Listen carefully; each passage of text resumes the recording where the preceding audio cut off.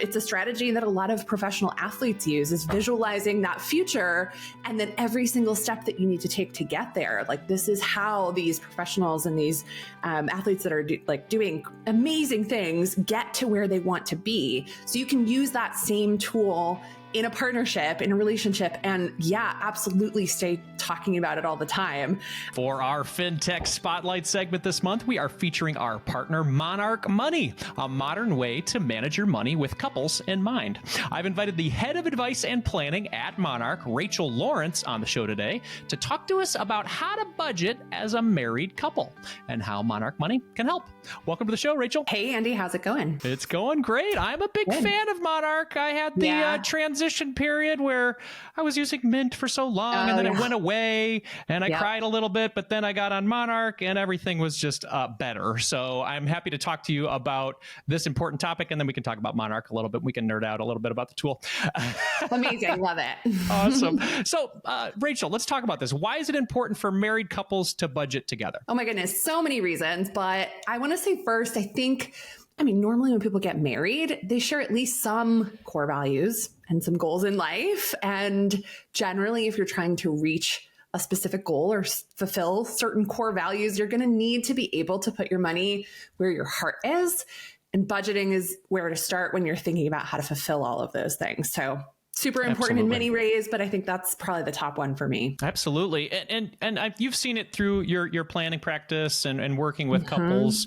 What happens when that budgeting doesn't happen together, or no budgeting at all? I know. I like to think of personal finance as a journey. Whenever you're taking a trip, you kind of need to know your destination and where you're starting so you can plot out that route and alternatives. And it's totally fine to get lost or wander for a little bit and see what you find along the way. But at a certain point, you're going to want to reach a specific destination.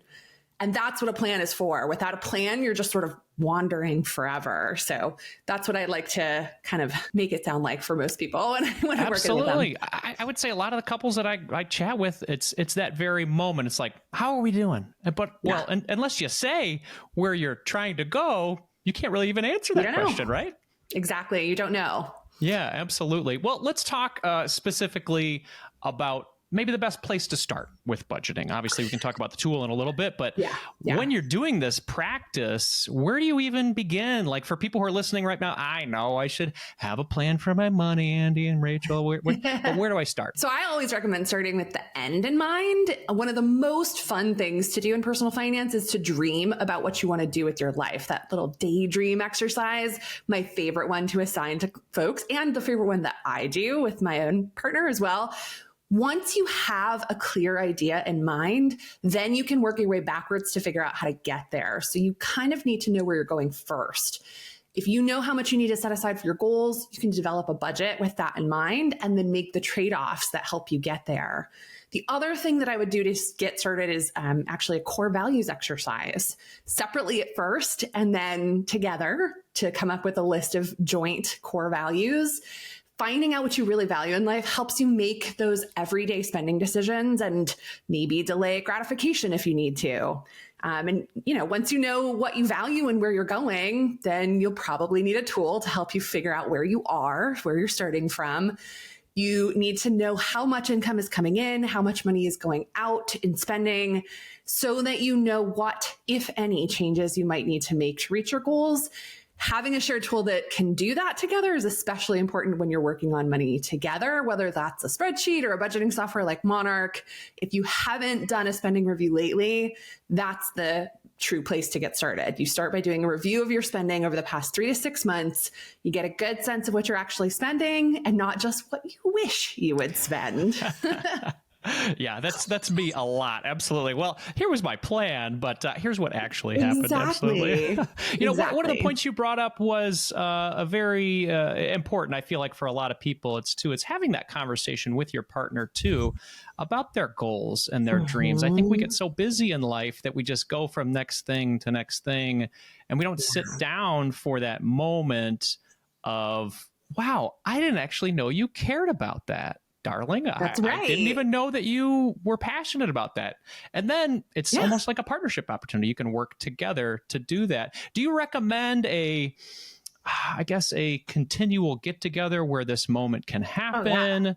Talk to us about that. Oh, for sure. In my relationship, we call it super sexy money dates. Oh, It's I love our it. favorite way of phrasing it. It helps us feel just, a little silly about it. It makes it fun. We know that we're going to bring our favorite beverage or, cup of tea, whatever it is. And it, just adds a little bit of humor and levity to a serious thing that we're doing together. And typically we do review what we're aiming for together first, because that helps us feel excited about it. It builds that passion. It's a strategy that a lot of professional athletes use, is visualizing that future and then every single step that you need to take to get there. Like, this is how these professionals and these athletes that are doing amazing things get to where they want to be. So you can use that same tool in a partnership, in a relationship, and absolutely stay talking about it all the time. One of the things I discovered, because I was divorced, remarried, when I met my husband about 8 years ago, one of the first things I did was this exercise of discovering what our goals were and then our core values. I had no idea that he wanted to die playing hockey on the ice. I love it. That was his major goal in life. He wants, health is super important to him. He wants to be able to do all of that physical activity that he loves, that is a stress relief for him. So now we have that in mind. We come back to it every time we have these regular conversations. We talk at least once a month, if not every 2 weeks, to review sort of where we are. And almost every single time we're talking about, do you still want to do this? Do you still want to do this thing? We're talking about maybe moving in a few years when our kids are done with high school to a ski area so that we can stay active and go somewhere cold that still has ice for him to play hockey. So we continually talk about these things so they're top of mind, so that we keep in mind what our destination is, and it helps us feel better about doing the work that maybe isn't as fun, Absolutely. I love how you preface it with super sexy and fun and dreams and values, as opposed to, crunching the receipts, shame from spending at the store, and things like that. Can you talk to the couple that maybe their spouse is like, I don't want to talk about money because it just feels like something I shouldn't talk about, or there was some shame when I was being raised about talking about money? How do you broach that as the other spouse that's listening to this conversation that's saying, I'm all in, Andy and Rachel, but I can't get my spouse to come to the table? So there's so many tools. One of my favorite tools is actually financial therapy. It's this blooming industry where there's a whole association now, the Financial Therapists Association. I really am such a fan of thinking about the psychology of money and talking about it. I'm going through financial therapy right now myself just to experience it. And it is like, I wish I had done this 20 years ago when I started my career in this field, but I cannot recommend it highly enough to sit and talk and actually think consciously about all these unconscious beliefs and things we were taught growing up that really form our opinions about money. Most of the time, our opinions and our beliefs about money are shaped by the time we're like 7 to 10 years old. And if you think about what you were going through before 7 to 10, there could be a lot of things that were totally different, drastically different than what you experienced after 10 or in your adult years, but they're still affecting you. All of those things you went through. So for the person who isn't necessarily excited about this, I would examine some of those beliefs. There's some great worksheets out there. You can also find a professional through the Financial Therapy Association to dig into this with. And the place I always start is that daydreaming exercise, because that's what really makes money fun. So if there's ever a person I'm working with who has a partner that isn't super interested in this or has been really hesitant to talk about it in the past, I always recommend they start with that fun part, which is the dreaming, because as soon as you get into the what do you actually want to do? Is it that you want to travel the world? Okay, narrow that down. Do you want to buy an RV and go to all the US national parks?